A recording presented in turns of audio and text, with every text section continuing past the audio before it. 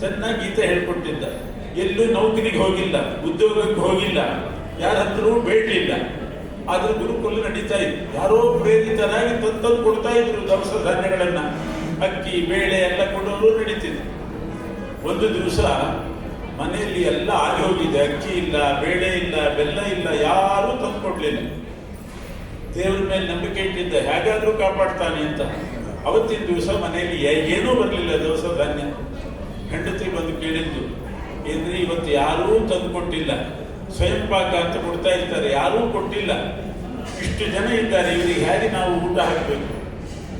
ಈಗ ಬೆಳಿಗ್ಗೆ 8 ಆಗಿದೆ, ಯಾಕೆ ಯೋಚನೆ ಮಾಡ್ತಿ, ಸ್ವಲ್ಪ ಹೊತ್ತಿಗೆ ಯಾರಾದರೂ ಬರ್ಬಹುದು ಅಂತ ಯಜಮಾನ. ಹೆಂಡತಿ ಬಾಯಿ ಕಳಿಸಿ 10 ಗಂಟೆ ಆಯಿತು, ಬಂದು ಯಾರೂ ಬರಲಿಲ್ಲ, ಅಡಿಗೆ ಮಾಡಬೇಕು, ಯಾವಾಗ ಮುಗಿಸಲಿ? ಒಂದಾರು ಇನ್ನು 5 ನಿಮಿಷದಲ್ಲಿ ಬಂದರೂ ಬರ್ಬೋದು, ದೇವರು ಕಳಿಸ್ತಾನೆ, ನೀನೇನು ಈ ಚಿಂತೆ ಮಾಡಬೇಡ, ದೇವರ ಮೇಲೆ ಭಾರ ಹಾಕು.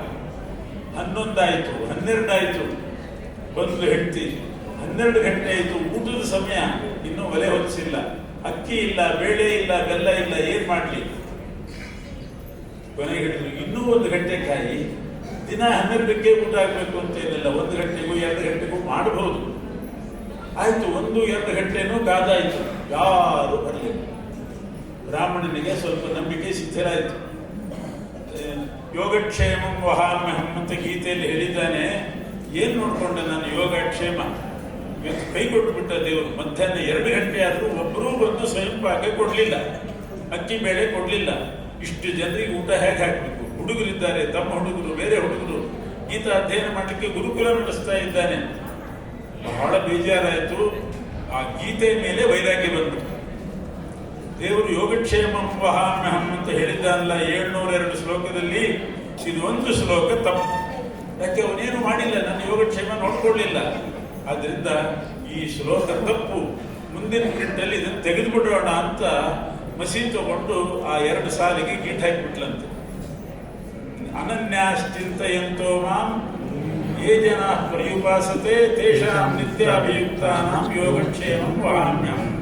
ಮೇಲಿಂದೊಂದು ಲೈನು, ಕೆಳಗಡೆ ಲೈನ್, 2ಕ್ಕೂ ಕಾಟ್ ಹಾಕಿದ್ರು ಬ್ರಾಹ್ಮಣರು.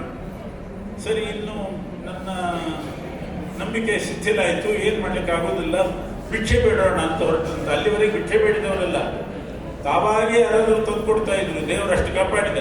ಅವತ್ತು ಹೀಗಾದಾಗ ವರದರಾಜ, ಇದು ಕಂಚಿಯಲ್ಲಿ ನಡೆದದ್ದು, ಕಂಚಿ ವರದರಾಜ ಸ್ವಾಮಿಯನ್ನ ದೇವಾಲಯಕ್ಕೆ ಹೋಗಿ ಅಲ್ಲಿ ಹೊರಗಡೆ ಒಂದು ಪಂಚೆ ಹಾಕಿ ಕೊಡೋಣ, ದೇವಾಲಯಕ್ಕೆ ಬಂದವರೆಲ್ಲ ಒಂದಿಷ್ಟು ಬಿಡಿಕಾಸು ಹಾಕಿ ಹಾಕ್ತಾರೆ, ಅದರಿಂದ ಏನಾದರೂ ತೊಂದರೆ ಆಯಿತು ಅಂತ ಕಂಚಿ ವರದರಾಜನ ದೇವಾಲಯಕ್ಕೆ ಹೋಗ್ತಾನೆ.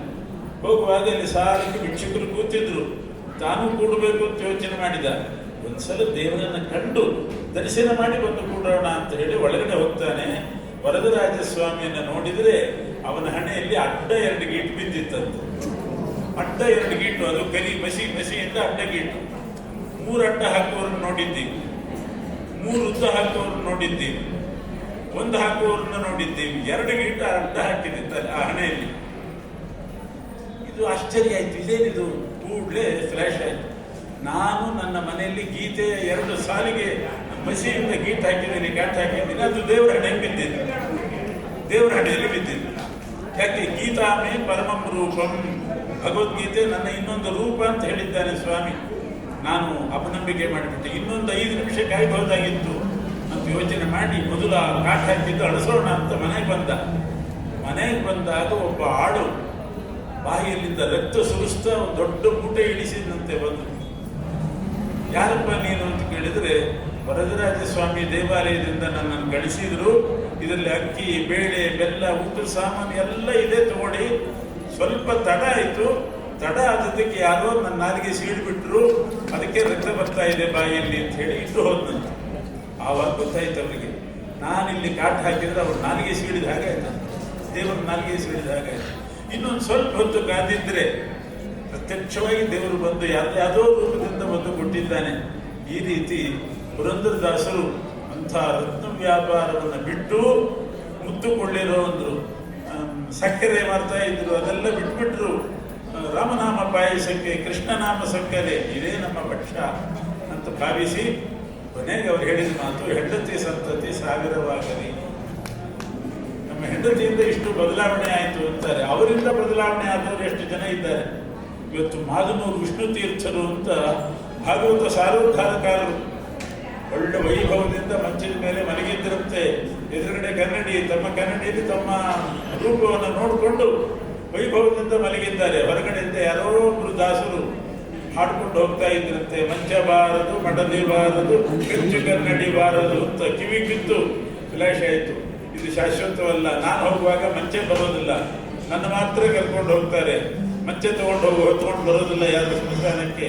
ಅದರಿಂದ ಇದೆಲ್ಲ ನಶ್ವರ, ಇದು ಕ್ಷಣಿಕ ಸೌಭಾಗ್ಯ ಅಂತ ತಿಳ್ಕೊಂಡು ಶಾಶ್ವತ ಸೌಭಾಗ್ಯ ಅಂದರೆ ಹರಿನಾಮ, ಅದನ್ನೇ ಗಾನ ಮಾಡಬೇಕು ಅಂತ ಹೊರಟವರು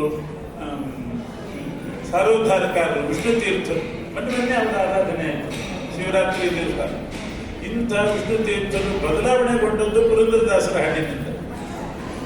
ಹೀಗೆ ಪುರಂದರದಾಸರು ಎಷ್ಟು ಕ್ರಾಂತಿ ಮಾಡಿದ್ದಾರೆ. ನಮಗೆ ಇತಿಹಾಸದಲ್ಲಿ ಒಬ್ಬರಿಬ್ಬರು ಹೆಸರು ಹೇಳ್ತೀವಿ, ಎಷ್ಟು ಜನ ಬದಲಾಗಿದ್ದಾರೋ ಏನು. ಅಂತಹ ದೊಡ್ಡ ಕೃತ್ಯವನ್ನು ಮಾಡಿದವರು ಪುರಂದರದಾಸರು. ಅವರ ಮಾತು, ಅವರ ವಾಣಿ, ಅವರ ಹಾಡುಗಳು ಉಪನಿಷತ್ತು ಅಂತ ಪ್ರಖ್ಯಾತವಾಗಿ ಪುರಂದರೋಪನಿಷತ್ತು ಅಂತ ಕರೀತಾರೆ. ಹೇಗೆ ವ್ಯಾಸಪೀಠದಲ್ಲಿ ಉಪನಿಷತ್ ಗ್ರಂಥವನ್ನಿಟ್ಟು ಪೂಜೆ ಮಾಡಬೇಕು, ಪುರಂದರದಾಸರ ಹಾಡಿನ ಪುಸ್ತಕ ವ್ಯಾಸಪೀಠದಲ್ಲಿಟ್ಟು ಪೂಜೆ ಮಾಡಬೇಕು.